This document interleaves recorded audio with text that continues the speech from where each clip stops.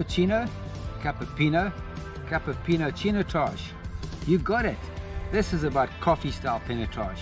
And this is uniquely South African. It's made in a special way of supercharged, dark toasted oak that is fermented together with a ripe pinotage, and the combination is fantastic. This is a wine with attitude. It's a wine with a real X factor. Let's give it a bit of a world taste.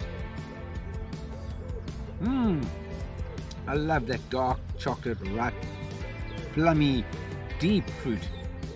Extremely versatile with a braai, any meat dishes, pasta dishes, and you know, when it comes to awards, this one took it away.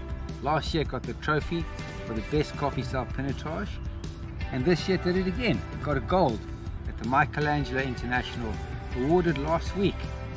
So here's to Pinotage Day. Good health.